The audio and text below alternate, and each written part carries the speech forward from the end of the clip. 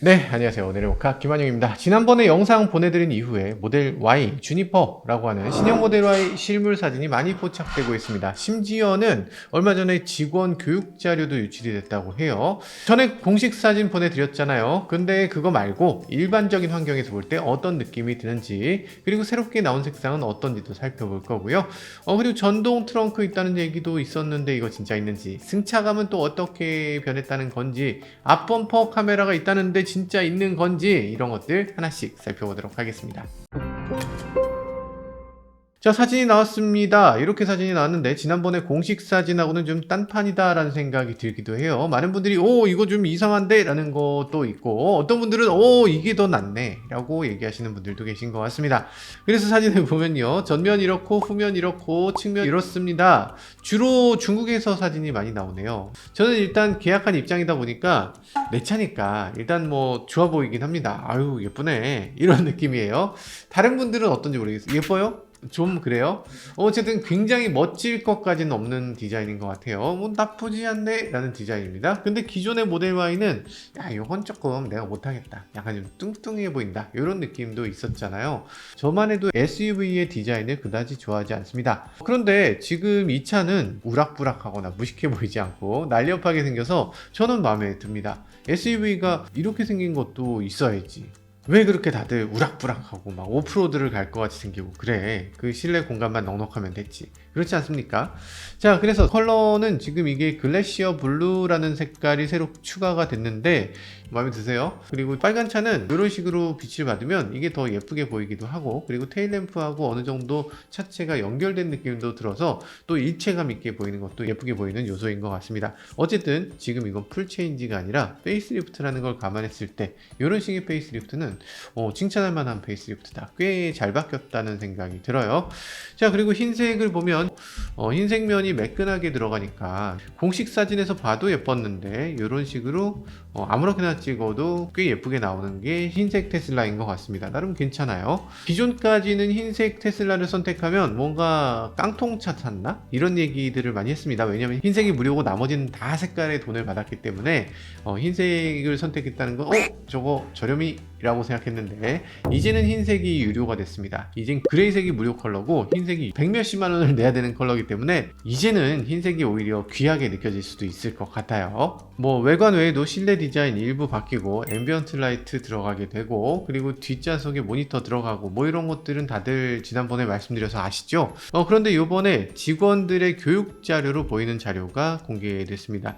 요건 중국 테슬라 직원들 자료인가 봐요. 그래서 중국어로 이렇게 써 있는데 이거를 번역해 보면 여러 가지 특징들이 있는데, 가장 먼저 눈에 띄는 건 앞범퍼 카메라가 새로 추가됐다 이렇게 써 있는 게 있네요. 사각지대 카메라를 새로 추가하여 셀프 클린 기능을 지원한다. 파파고가 조금 한계가 있는 것 같은데 무슨 얘기인지 한번 유추를 해보겠습니다. 그러니까 앞범퍼에 일단 카메라가 들어간다 안 들어간다 말이 많았지만 들어가는 건 분명해요. 그러면서 이게 도대체 뭘 위한 것이냐 이런 얘기들이 있었는데, 360도 서라운드 뷰 카메라냐? 라고 생각했더니 그건 아니라고 합니다. 일단 테슬라는 360도 서라운드 뷰 카메라를 넣어줄 리가 없어요. 그런 기능을 넣지 않는 회사입니다. 왜냐? 테슬라는 방향성을 미리 딱 정해놓고 그 방향으로 가는데 운전자가 운전에 더 집중할 수 있도록 도와주는 기능은 빼요. 그리고 자율적으로 뭔가를 할 수 있도록 하는 기능은 넣습니다.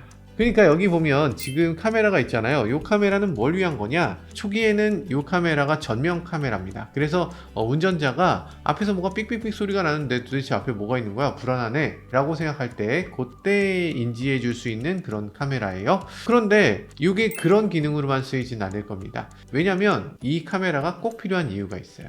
테슬라는 아시다시피 모두가 비전 센서로 동작합니다. 일론 머스크는 2023년에 모든 라이다, 레이다, 초음파 센서까지 다 떼버렸습니다. 그때 당시 테슬라 일론 머스크가 말할 때는 라이다, 레이다 뭐 이런 것들을 사용하는 건 그건 정확한 측정이 제대로 이루어지지 않고 모호한 이미지를 만들어내는 장치라서, 특히 라이다는 정말 멍청한 장치고 이걸 사용하는 사람은 100점 100패 무조건 실패할 수밖에 없다고 주장했습니다. 그래서 요거를 다 떼버리고 자동차 앞에 있는 센서라고는 그냥 카메라 하나예요. 당연히 말이 안 됐죠. 그때 당시는 아니 카메라 갖고서 아무리 잘해봤자 그게 어떻게 요 앞에 1cm, 2cm 있는 걸 어떻게 인식을 합니까? 말이 안 되죠 라고 얘기했었죠. 사실 말이 안 되는 것 같긴 해요. 사람도 사실 헷갈리잖아. 사람도 초음파 센서 없으면 1cm 앞으로 갖다 붙일 순 없잖아요. 그런 걸 생각해보면 정말로 초음파 센서를 뺀 거는 지나치게 과도하다는 생각이 아직도 들긴 합니다. 물론 룰 베이스 모델, 그러니까 명령어 기반의 시스템이라면 당연히 그 말이 맞죠. 앞쪽에 장애물이 있어? 멈춰. 아니면 앞에 지나가는 차가 있어? 그 차 피해서 옆으로 가 라고 명령을 내리려면, 그러면 이쪽에 앞에 있는 차가 몇 cm가 떨어져 있는 건지 정확한 그 숫자가 필요합니다. 근데 AI 시대는 전혀 다르죠. 앞에 장애물이 몇 cm인지 이런 걸 알 필요가 없어요. 이게 학습에 별로 도움이 안 됩니다. AI는 그냥 영상 이미지, 영상 정보를 통해서 사람처럼 운전하는 거예요. 사람은 앞에 차가 몇 cm인지 모르지만 이 정도면 좀 있으면 받겠구만 하면서 피하는 거잖아요. AI도 그렇게 운전을 하는 겁니다. 그러니까 거리 센서가 필요가 없다는 거예요. 자, 아무튼 그래서 라이다나 레이더 같은 것들은 영상 데이터처럼 이렇게 정말 풍부한 자료가 아니기 때문에 그걸 가지고 AI를 학습시켜봤자 결과가 그다지 좋지 않고, 그래서 그런 센서는 없애버리는 게 맞다. AI가 인간을 모방한 인공신경망을 만들려면 카메라 이미지만 필요하고 그 카메라 이미지를 더 적극적으로 넣는 게 중요하다라고 얘기해서 실제로 그 결과 어떻게 됐나? 테슬라만이 유일하게 FSD로 완전 자율주행이 되는 메이커가 됐죠. 룰 베이스로 했던 많은 메이커들, 현대기아를 포함해서 모든 메이커들은 다 실패했습니다. 안 돼요. 안 됩니다. 그런 상황인데 얼마 전에 기사를 보면 현대차의 본부장이시자 스포티투닷의 송창현 사장님께서 이렇게 룰 베이스 모델을 포기하고 E2E AI 베이스로 테슬라 방식으로 전환하겠다 이렇게 선언하셨죠. 현대차 자율주행은 기존까지 것 다 갈아엎고 이제부터 백지에서 다시 시작하는 겁니다. 그럼 이게 테슬라 방식이 답이었네 라고 생각하는 게 아마 맞을 텐데, 테슬라가 해놓은 걸 보면 문제가 한 가지 있습니다. 저희가 테스트 해봤잖아요. 차 앞에 이렇게 노란색 파티션을 이렇게 세워놓고 차를 출발시켜 봤습니다. 출발시켜 보니까 앞쪽에 있는 그 파티션들을 인지하지 못해요. 그냥 들이받게 됩니다. 아니 당연하죠. 사실 카메라가 지금 위에 있잖아요. 자기 범퍼에 가려서 자기 앞이 안 보이는 곳에 짐을 세워놓으면 당연히 카메라로 안 보이는데 어떡하겠어요. 방법이 없죠. 원래부터 거기 낮은 사물이 있고 저 먼 거리에서부터 오면 이 카메라를 갖고 저기 사물 있네요 라면서 인지할 수가 있는데, 근데 만약에 차가 멈춰서 있는데 바람이 불어서 박스 같은 게 와, 아니면 지나가던 길고양이가 갑자기 하필이면 내 차 앞에서 딱 멈춰서 범퍼 밑에 딱 숨어 있어. 그렇게 되면 그거 어떻게 섭니까? 못 써죠. 그냥 칠 수밖에 없습니다. 비전 센서가 유일한 센서인데 비전 센서로 안 보이는데 어떻게? 칠 수밖에 없는 거지. 지난번에 샌프란시스코에서 GM 크루즈 사고, 요것도 비슷한 사례였죠. 하필이면 중앙선 너머 맞은편에서 일반인이 운전하던 차가 사람을 쳤습니다. 사람이 쳐서 하필이면 크루즈 앞으로 날아왔어요. 크루즈가 그걸 못 보고 쳐버린 거죠. 야, 끔찍합니다. 그럴 수밖에 없지. 카메라가 아래쪽에 없으니까. 그래서 신형 모델 Y는 앞범퍼 아래쪽에 카메라를 작은 걸 넣고, 이 카메라를 전면 카메라로도 활용하지만 ASS, 그러니까 주차장에서 알아서 나한테 오는 기능, 그리고 알아서 주차장으로 가는 기능, 베니시 기능이라고 얘기하죠. 그리고 주차 센서로도 활용할 수가 있게 될 겁니다. 우리나라는 전면 주차하는 경우가 그렇게 흔치 않지만 미국은 전면 주차를 정말 많이 하니까 전면에 센서가 있는 게 훨씬 도움이 될 걸로 생각되기도 합니다. 앞쪽의 카메라는 여기 워셔도 별도로 마련되어 있어서 혹시라도 여기가 더러워지면 워셔액을 뿜어서 카메라를 세척해주는 기능도 들어 있습니다. 결과적으로는 더 사고 없는 더 완벽한 자율주행을 위해서 카메라를 추가한 것으로 보는 게 맞을 것 같습니다. 그리고 첼시 컴포트 최적화라고 되어 있는데요. 컴포트 최적화? 그래요. 흔들리는 노면의 여진 능력이 51% 향상됐다 이렇게 되어 있는데, 근데 어떤 진동이냐? 중국말을 번역한 거라서 도대체 무슨 말인지 정확하게는 모르겠어요. 근데 여기서 보면 댐핑 능력이라고 번역이 돼 있기도 한데 이게 정확하게는 뭘까? 진동을 감쇄시키는 능력이라고 합니다. 이거 좀 애매하죠. 이게 승차감이 부드러워졌다는 얘기구나 라고 이해하시는 분들도 계실 텐데, 부드러워졌다는 의미하고는 딱 맞는 얘기는 아닌 것 같습니다. 진동이라는 건 출렁출렁하는 긴 진동도 있고, 그리고 노면에서 오는 다다다다다 하는 이런 짧은 진동도 있습니다. 이걸 로우 프리퀀시, 하이 프리퀀시라고 얘기하는데, 스프링은 한번 진동을 하면 그때부터는 계속 출렁출렁 이렇게 진동하게 됩니다. 그래서 이걸 막아줘야 되는 게 댐퍼가 하는 일이에요. 그래서 효과적으로 진동을 51%나 감소할 수 있도록 만들었다는 얘긴데, 댐퍼가 어떻게 됐다는 얘기인지는 정확하게 알 수 없어요. 나중에 차가 나오면 조금 더 잘 알 수 있겠죠. 근데 여기서 얘기하는 건 셰시 컴포트를 최적화했다고 하니까 아마도 더 부드럽게 주행할 수 있도록 만들었겠다 라고 생각할 수 있겠죠. 차체 안정성이 그만큼 좋아졌다고도 얘기합니다. 일관된 지지성을 유지하고 편안함을 구현해냈다 라고 얘기합니다. 그러면서 운전하는 사람이라면 누구나 즐거워한다. 이게 무슨 말이야. 운전하는 사람은 기존 모델 Y처럼 이렇게 빠릿빠릿한 움직임을 잘 구현해내고, 탑승한 사람들은 기존 모델 Y와는 다르게 편안한 자동차로 댐핑 능력을 재설계했다, 이런 얘기로 보여집니다. 그렇지만 서스펜션이 가변 댐퍼로 이렇게 전동으로 한다는 얘기는 없어요. 그렇기 때문에 이게 전동식 가변 댐퍼는 아닌 것 같고, 모델 3 하이랜드에 들어갔던 주파수 감응용 댐퍼, 이런 것들이 들어간 것 같습니다. 요건 코니라고 하는 업체와 제휴해서 만들었다고 하는데 요게 들어간 게 아닌가 라는 생각이 드네요. 지금 방음도 더 최적화됐다고 합니다. 자료에 따르면요, 풍절음이 20% 감소했고 노면 소음이 22% 감소됐다고 합니다. 사운드 어쿠스틱 글래스라고 얘기하는 이중창을 앞유리, 뒷유리, 그리고 전면 유리에 다 적용을 했는데요. 기존 모델 Y는 전면에는 두꺼운 거, 후면에는 얇은 걸 쓰고 있었는데, 이젠 전면, 후면 모두 다 두꺼운 유리를 사용하고 있어서 더 조용하게 만들어진 걸로 보여집니다. 일단 22%면 뭐 엄청 감소했다고 봐야 되겠죠. 흡음재를 곳곳에다 채워 넣었다 라고 볼 수 있을 것 같습니다. 우리가 안 그래도 테슬라 모델 3를 타보면 하이랜드가 되면서 완전히 다른 차다라고 느낄 정도로 승차감이라든지 정숙성이 엄청나게 향상되는데, 모델 Y도 주니퍼로 넘어오면서 역시나 향상됐을 걸로 생각되네요. 자, 그리고 앞좌석 통풍 시트 얘기가 있습니다. 기본으로 장착해 준다고 해요. 옵션이 아닙니다. 그리고 이제 리프레쉬 모델은 테슬라 특허의 에어덕트 디자인을 적용했다고 하는데, 보통 이제 통풍 시트 같은 경우 바람이 나와도 사람이 앉으면 바람이 안 나오고 거기 막혀버리는 경우가 꽤 있죠. 근데 바람이 빠지는데 지장이 없도록 구성을 해서 이거는 여름철 운전이 아주 편하고 빨리 시원해진다고 얘기를 합니다. 아, 그래요? 어떤 식으로 하길래 사람이 위에 앉아도 바람이 잘 통할 수가 있죠? 바람을 집어 넣는 게 아니고 빼나요? 어떤 식으로 통풍하는지는 좀 봐야 될 것 같습니다. 다음은 뒷좌석 시트 최적화라고 하면서 방석 쿠션을 1.5cm 더 넓혔다고 해요. 뭐라고 이걸 굳이 설명을 하나 싶죠? 사실 우리가 자동차를 보면서 방석 크기를 잰 적은 없잖아요. 저도 자동차 리뷰하면서 방석 크기에 대해서 얘기한 적은 별로 없었던 것 같아요. 그런데 요즘 자동차들을 보면 해도 너무하다 싶은 경우가 많이 있습니다. 방석의 길이가 짧아도 너무 짧아요. 그런 경우가 흔히 있게 되는데, 이거 왜 이렇습니까? 보통 스펙상, 숫자상, 그리고 사진으로 찍었을 때 넓어 보이는 효과를 만들려고 뒷좌석의 방석을 계속 줄이고 있습니다. 이걸 줄이게 되면 레그룸이 이만하네요 라고들 많이 착각을 하게 돼요. 눈으로 볼 때 머리 공간 넉넉하고 레그룸 길고 좋네 넓은 차네, 이렇게 착각될 수 있는 거죠. 그래서 많은 사람들이 진짜 앉아보고 진짜 오랫동안 타봐야지 느끼게 되는데, 시승에서는 이런 거 잘 못 느낍니다. 멋있네 하다 보면 이게 편한지 안 편한지를 잘 몰라. 근데 실제로 앉아보고 오랜 시간 타보면 야, 이거 차가 뭐가 불편하다, 이런 얘기가 나오게 되는 거죠.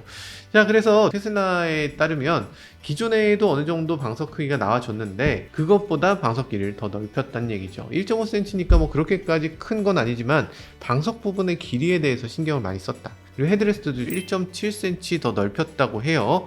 그래서 또 뒷좌석을 편안하게 만들어 놨다는 얘기를 하고 있습니다. 생긴 건 뭐 그렇게 막 멋진 시트라고 할 수는 없을지도 모르겠어요. 근데 테슬라 시트에 앉아보면 의외로 좀 푹신한 느낌이어서 좀 놀라는 분들이 꽤 계십니다. 시트가 이렇게 좀 푹신해야 되지 않나? 왜 다른 차들이 이렇게 푹신하게 안 만드는지 모르겠어요. 자, 아무튼 눈에 보이지 않고 스펙으로도 그렇게 나타나지 않는 부분이지만 이렇게 노력을 해주는 모습이 좋아 보이기도 합니다. 뒷좌석 시트는 전동으로 뒤로 기울이고 세우고 할 수도 있지만, 트렁크에서 버튼을 눌러서 앞으로 완전히 폴딩을 할 수도 있고요. 앞좌석 센터 모니터에서도 버튼을 눌러서 리클라이닝을 완전히 하거나 아니면 세울 수도 있습니다.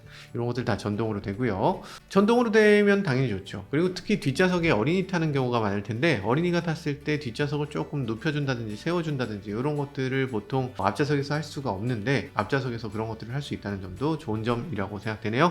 다른 메이커들도 뒷좌석을 앞에서 터치로 좀 조작할 수 있도록 만들어주면 좋을 것 같습니다. 자, 다음은 은도금 루프 유리입니다. 테슬라 같은 경우는 천장 전체가 유리로 되어 있죠. 개방감이 굉장히 뛰어나고 너무나 머리 공간도 좋고 여러 가지 면에서 좋지만 아쉬운 점도 있습니다. 뭐냐면 천장이 너무 뜨거워져서 머리가 뜨겁다는 얘기들도 많이 해요. 그래서 열차폐 능력이 정말 중요한데 햇빛이라는 게 이렇게 열만 차단해서 될 일이 아니죠. 열을 차단하는 건 대류열을 막아줄 수 있지만 복사열을 막아줄 수는 없어요. 이 글래스가 아무리 어두운 글래스를 만들더라도 이 글래스 자체가 뜨거워져서 거기서 복사가 들어오게 되기 때문에 그걸 막을 수는 없습니다. 그래서 만약에 정말로 이 차체의 온도가 높아지는 걸 막고 진짜 실내가 머리가 따뜻해지는 걸 막기 위해서는 어떻게 해야 되나? 반사를 시켜야 됩니다. 그래서 천장 유리에 은도금을 시켜서 기존 일반 글래스 루프에 비해서 열을 차단하는 능력이 무려 7배 향상됐다고 합니다. 그러니까 밖에서 보면은 이 천장 부분에서 빛을 막 반사한다는 얘기인데 괜찮을까 싶은 생각이 드는데 아무튼 틴팅이라든지 뭐 선쉐이드를 위에 붙인다든지 이런 걸 할 필요가 없고 충분히 열을 차단해 준다라는 얘기를 하네요. 에너지 소비 효율에 대해서도 얘기합니다. 테슬라는 에너지 효율이 정말 높은 자동차로 유명하죠. 차가 기본적으로 가볍기도 가볍고 배터리량이 그렇게 크지도 않은데 그걸로 장거리를 갈 수 있는 자동차로 만들어져 있습니다. 경쟁차들에 비해서 배터리량이 훨씬 작아요. 그런데 더 멀리 가. 그러니까 효율이 그만큼 좋다는 얘기인데 에너지 효율에 대해서 구체적으로 얘기하지 않았었지만 요번에 에너지 효율이 나와 있습니다. 킬로와트 시당 8.4km를 주행할 수 있다. 우리나라에서 전비가 가장 좋은 편에 속하는 자동차 아이오닉 6 스탠다드 후륜구동 모델일 텐데 이게 국내 전비가 6.2km/kWh입니다. 가장 연비가 좋다는 자동차보다 연비가 더 좋은 거죠. 테슬라가 대단하다라는 생각이 들기도 합니다. 그런데 이건 중국 기준이고요. 우리나라에서는 이 정도의 전비가 나오진 않습니다. 어쨌든 지금 기존 테슬라 모델 Y에 비해서 전비가 훨씬 좋아졌다고 하니까 신형 모델 Y가 우리나라 오면 아이오닉 6보다 전비가 더 좋아질지 요거는 조금 더 지켜봐야 될 것 같네요. 그리고 사이버 디자인 언어를 채택했다고 하는데요. 사이버 디자인 언어가 전후방에 관통형 램프를 사용하고 있고 유닛을 채용한 최신 세대의 사이버 디자인 언어. 사이버가 뭐야? 사이버 디자인 언어가 뭐냐면 아마 사이버 트럭에 있는 그런 일자 램프 같은 걸 앞뒤에 붙였다 이런 얘기로 보여집니다. 근데 우리 느낌에는 약간 식상한 느낌도 들죠. 이 일자 램프를 사용하는 거 뭐 이거 흔하잖아. 이거 아닌 차도 있나? 다들 하는 거 아닙니까? 라고 생각될 텐데 사실은 이걸 처음 만든 게 테슬라이기 때문에 사이버 트럭이 처음으로 한 거고 그 이후로 많은 메이커들이 저건가? 라면서 다 따라 만든 거기 때문에 테슬라가 원조집이긴 합니다. 어쨌든 그럼에도 원조집으로서 약간 테슬라스러운 디자인을 잘 해내고 있네요. 저는 개인적으로 마음에 드는 디자인입니다. 특히 리어램프가 아주 독특한데 리어램프는 지금 반사식 테일램프를 사용하고 있잖아요. 이런 식으로 반사되는 램프 보셨어요? 반사 램프는 지금까지 한 번도 없었을걸요? 그래서 지금 램프가 이 안쪽에 있는 이 플라스틱 부분을 반사시키는데 이 안쪽에 보면 테슬라라고 레터링이 박혀 있습니다. 이 레터링이 또 반짝거리는 소재이기 때문에 아마도 밤에 보면 이 부분이 더 반짝거리면서 테슬라라는 걸 강조하는 효과가 있을 것 같아요. 그리고 램프가 이런 식으로 절개선 없이 올라갈 수 있다는 점에서 굉장히 멋지게 보여질 것 같기도 합니다. 우리가 그랜저라든지 제네시스라든지 이런 차들을 보면 절개선이 있죠. 포르쉐는 없습니다. 포르쉐는 왜 없어? 포르쉐는 뒤쪽에 트렁크가 없으니까 절개선이 없는 건데 그런데 지금 이 테슬라 같은 경우는 절개선이 없도록 이 가장자리까지 같이 열리도록 해서 아주 똑똑한 디자인을 하고 있는 거죠. 자, 프렁크 얘기가 살짝 나왔는데요. 프렁크가 지금 업계 최대 117리터 프렁크를 갖고 있다라고 얘기합니다. 그리고 여기 보면은 칸막이 슬롯이 들어가고 독립 배수구가 추가됐다는 게 이게 무슨 얘기냐면 칸막이 뭐 당연하죠. 여기다 짐을 뭐 여러 가지 넣을 수 있게 칸막이로 여기다 뭐 넣고 여기다 뭐 넣고 이렇게 하는 거 뭐 당연히 할 것 같습니다. 칸막이는 뭐 DIY로 많이들 이미 하셨던 것 같아요. 근데 여기에 배수구를 추가했다. 이게 무슨 얘기냐면 설명으로는 낚시라든지 파티 냉장고로 사용할 수 있다. 낚시? 밑에 마개 있잖아요. 마개를 막은 다음에 바닷물 같은 거 받은 다음에 거기다가 생선 같은 걸 잡아서 거기다 넣으란 얘기야. 그럼 집까지 갈 때까지 살아있어. 화로차처럼 여기다가 물을 받아서 넣으세요. 낚시할 수 있습니다. 저는 그렇게 못할 것 같지만 아무튼 그렇게 할 수 있다고 하고요. 파티 냉장고 여기다 얼음을 가득 채우세요. 얼음 가득 채우고 거기다가 음료수 같은 거 맥주 같은 거 가득 실으면 그러면 파티 냉장고 되잖아요 라고 얘기하는 겁니다. 테슬라에는 이상하게 냉장고를 넣는 사람들이 꽤 많죠. 앞쪽에다 이렇게 파티 냉장고 넣는 사람들도 있었고 그리고 테슬라 사이버 트럭에도 이런 기능이 있었고, 차에 냉장고를 갖고 싶은 그런 로망 같은 게 있는 분들이 꽤 계신 것 같습니다. 괜찮을까? 뭐 일단 저는 그렇게 쓰지 않겠지만 어쨌든 이 마개가 있고 마개를 열 수 있도록 만들고 배수구를 만들어냈다는 거, 이건 좋은 아이디어인 것 같아요. 왜냐하면 차 프렁크라는 게 실내에 넣기 좀 곤란한 것들을 많이 넣게 됩니다. 예를 들면 뭐 세차용품 같은 거, 처갓집 갔을 때 김치 같은 거 담아오잖아요. 그 김치도 어쨌든 냄새가 나. 그래서 이런 것들이 있으면 어떻게 합니까? 프렁크 열어서 거기다 넣으면 돼. 프렁크는 실내랑 통해 있지 않기 때문에 냄새가 아무리 나도 상관없죠. 근데 거기서 갑자기 김치가 쏟아졌어. 아 진짜! 이런 경우에 그거 청소하기 힘들잖아요? 물 청소하면 됩니다. 배수구가 있으니까 물로 쫙 뿌려서 세차할 때 같이 세차하면 되겠죠. 좋죠. 좋습니다. 그리고 지금 모델 Y 주니퍼 처음 공개됐을 때 어떤 분들은 아니 전동 트렁크 지금 보면 디스플레이에 여기 클로즈 버튼 생기잖아요. 여기 클로즈 버튼 뜨니까 요거 누르면 클로즈 된다는 얘기 아닙니까? 요거 전동 트렁크 있네요 라고 얘기하시는 희망회로를 돌리시는 분들 계셨는데, 요게 클로즈라는 버튼이 아니고 열렸네 닫아 라고 얘기하는 겁니다. 오해 없으셨으면 좋겠고요. 어쨌든 전동 프렁크는 없습니다. 테슬라 차들은 아시다시피 옵션이 별다른 게 없습니다. 자동차를 다 동일하게 만들어요. 싸게 대량으로 만드는 거, 그게 철학이라서 일부 사람들한테는 필요한데 일부 사람들한테는 필요 없는 그런 기능들, 그런 거는 안 넣습니다. 그래서 모두가 필요한 기능들만 넣다 보니까 이렇게 전동 프렁크 같은 거는 지금도 없고 앞으로도 아마 그다지 안 들어가지 않을까 싶은 생각이 듭니다. 자, 그러면 차값이 어느 정도 구체화됐을까요? 차값은 국내에서 지금 7,300만원의 론치팩을 공개하고 있습니다. 그런데 이 돈이면 현대차 아이오닉 9을 살 수가 있어요. 비싸도 너무 비싼 게 아닌가라는 생각이 들죠. 그렇지만 이건 어디까지나 론칭팩이니까 옵션을 넣을 수 있는 건 다 넣은 겁니다. 여기에 뭐 가속 부스트도 있어요. 바닥에다가 론칭팩 그래픽을 바닥에 비춰주는 퍼들램프도 있습니다. 그리고 스웨이드 내장재 같은 게 들어가기도 하고, 어쨌든 꼭 필요한 것들은 아닌 그런 것들을 잔뜩 넣어줘요. 그래서 옵션 가격이 대략 한 1,500만원 정도 됩니다. 그러니까 지금 론칭팩을 한정판으로 판매하는데 이게 끝나고 정식 모델이 나오게 되면 1,500만원 정도는 그냥 쉽게 내려갈 것 같아요. 그래서 5천만원대가 될 걸로 보여집니다. 그래서 지금 론칭팩에 들어가 있는 여러 가지를 옵션으로 빼게 될 텐데, 근데 옵션으로 뺄 수 있는 게 몇 가지 없긴 합니다. 테슬라는 옵션이 없는 자동차예요. 모든 차가 다 똑같아. 그래서 옵션으로 선택할 수 있는 게 컬러 그리고 휠밖에 없습니다. 여기에 뭐 부스트팩이라든지 아니면 향상된 오토파일럿이든지 FSD든지 뭐 이런 소프트웨어를 별도로 살 수 있도록 그렇게 만들어 놓고 있지, 하드웨어는 그냥 다 똑같은 걸 써라 라는 게 테슬라의 철학이죠. 그러다 보니까 지금 컬러는 돈을 받아요. 글래시어 블루 색상 가격이 살짝 공개됐습니다. 192만 9천원. 싸네? 라고 하면 큰일 나겠죠. 그렇지만 이 다음 가격을 보면 싸다고 생각될 겁니다. 왜냐면 울트라레드 퀵실버는 가격이 275만 9천원. 싸다고? 싸다고 맞아? 이 정도면 싸지 않아요. 그죠? 엄청나게 비싼 가격을 책정해 놓고 있습니다. 이게 뭐다? 하나의 색상으로 사라. 굳이 뭐 우리 색깔 여러 가지 운영하고 싶지 않아. 그냥 한 가지 색으로 쭉 사주셨으면 좋겠어요. 이런 얘기죠. 왜 그렇게 한 가지 색을 고집하느냐?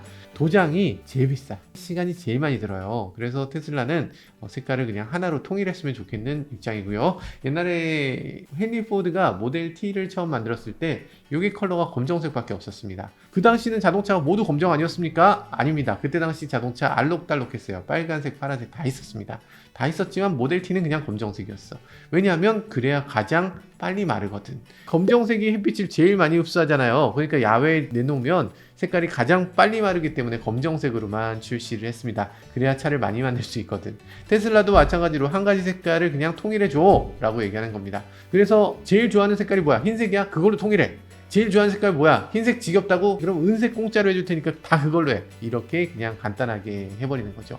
자, 그래서 색상 가격이 엄청 비싼 거고요. 회색이 무료가 된 겁니다. 그리고 휠 같은 경우도 옵션으로 선택할 수가 있는데요. 휠은 257만원. 만만치 않습니다. 만만치 않은 가격이네요. 20인치 휠을 선택하게 되면 휠이 뭐 되게 멋져지는 것도 아닌데 가격이 이렇게 올라가게 되네요. 굳이 선택하지 않는 것도 괜찮을 것 같습니다. 자, 어지간한 색상 선택하고 그리고 휠도 넣고 EAP 같은 향상된 오토파일럿 같은 거 넣고 나도 아마도 6천만원을 넘지 않으면 좋겠다. 그런 생각이 드네요. 그 정도면 뭐 괜찮을 것 같기도 하고. 자, 거기서 끝이 아니죠. 2025년 환경부 전기차 보조금이 확정됐습니다. 그러면서 테슬라 모델 Y의 보조금도 정해지게 됐죠. 물론 지금 새로 나오는 모델 Y 주니퍼의 보조금은 아닙니다. 현재 팔고 있는 구형 모델 Y의 가격인데 어쨌든 구형 모델 Y든 주니퍼든 그 내용물은 크게 차이가 없기 때문에 신형이 나와도 보조금은 큰 차이 없을 것이다. 자, 그럼 모델 Y 롱레인지 환경부 보조금 얼마나 되는지 살펴보도록 하겠습니다. 19인치 기준으로 202만원입니다. 여기에 또 지자체 보조금을 합쳐야 되는데요. 지금 지자체 보조금은 아직 전부 확정되진 않았어요. 수원시 기준으로 보면 468km 주행한다는 모델 Y 롱레인지 보조금은 289만원이 됩니다. 와, 289만원이면은 참 부족하긴 한데 그래도 선방했다. 356km 주행 가능하다는 후륜구동 모델, 이 차는 보조금이 241만원이 됐습니다. 와, 역시나 뭐 썩 마음에 들진 않지만 이 정도면 선방한 거다. RWD 모델 같은 경우는 5299만원이었으니까 이게 5058만원이 되는구나. 야, 저렴한데요? 괜찮은데요? 얼마 전까지만 해도 온라인에서 재고 물량을 팔았거든요. 지금은 재고 물량이 쏙 들어갔는데 아마 조금 있으면 또 나올 수도 있겠다 싶어요. 신형 모델 Y 론칭 팩은 7,300만원이잖아요. 그러니까 보조금 받으면 7,010만원에 살 수 있는 자동차다 라는 거죠. 물론 정식으로 론칭하게 되면 5천만원대로 갈 테니까 보조금 받으면 아주 합리적인 가격에 구매할 수 있게 될 걸로 예상됩니다. 자, 여러가지 봤는데 테슬라 많이 달라졌죠. 상당히 여러가지가 바뀌었습니다. 과거 테슬라 같으면 디자인 같은 거 뭘 신경을 쓰냐 라는 식으로 오히려 꾸짖는 듯이 그렇게 말해 왔었죠. 겉모양은 그대로 두고 모터 바꾸고 효율 바꾸고 배터리 바꾸고 뭐 이런 식으로 내부만 계속 바꿨던 게 테슬라였다면 이제는 기능이라든지 외관에 대해서도 서서히 관심을 기울이고 있는 것 같습니다. 그리고 생각보다 더 빠르게 더 잘 변해가고 있는 것 같기도 하고요. 모델 3, 모델 S, 모델 X 보면 이거 내외관, 디자인 모두 다 리프레시 되기도 했고 여러 가지로 참신하게 바뀌었다 라고들 얘기하죠. FSD 기능도 많이 바뀌었습니다. 그리고 하드웨어도 이제 3.0에서 4.0으로 모두 다 바뀌게 됐고 프로세스 파워도 빨라졌기 때문에 FSD 도입은 초읽기가 아닌가 라는 생각이 들기도 하고요. 그리고 ASS라고 해서 주차장에서 차가 알아서 쭉 나오게 되는 이런 기능도 갑자기 등장하면서 우리 모두를 놀라게 하기도 했죠. 도대체 FSD는 언제 나오나 이런 것도 정말 궁금해지기도 하는데요. 신형 테슬라 모델 Y 국내에 나오게 되면서 요때 FSD가 함께 론칭된다는 소문이 있었는데 요거 사실 여부는 저는 잘 모르고요. 어디까지나 소문입니다. 제가 뭐 테슬라에 인맥이 있어서 인맥을 통해서 몰래 정보를 캐서 가져오고 뭐 그거 얘기해드리고 뭐 이런 거 아니니까 오해 없으셨으면 좋겠어요. 테슬라 분들 입이 무겁습니다. 그런 것들 절대 얘기 안 해주세요. FSD 도입 시기는 진짜로 소문입니다. 소문. 오해 없으셨으면 좋겠고요. 아, 자꾸 오해하시네. 그리고 겉모양이 지금 굉장히 많이 바뀌었다라고 할 수는 없겠죠. 그렇지만 연비라든지 효율성이라든지 정숙성이라든지 이런 것들이 개선된 부분, 그리고 뒷좌석 터치 기능이라든지 전동 시트 기능, 그리고 소비자들이 느끼는 그런 승차감이라든지 통풍 시트 같은 것들 꼼꼼하게 넣어주는 것들 보면 조금 더 친근해지고 감성적으로도 변화되는 모습인데 이런 모습을 실감할 수 있도록 신형 모델 Y 빠르게 한국 시장에 내놔주시면 좋겠습니다. 네, 지금까지 저는 모카 김한용이었습니다. 감사합니다. 자동차의 모든 것 모카와 함께라면 세상이 더 즐거워. 리뷰부터 트렌드까지 알차게 전해줄게.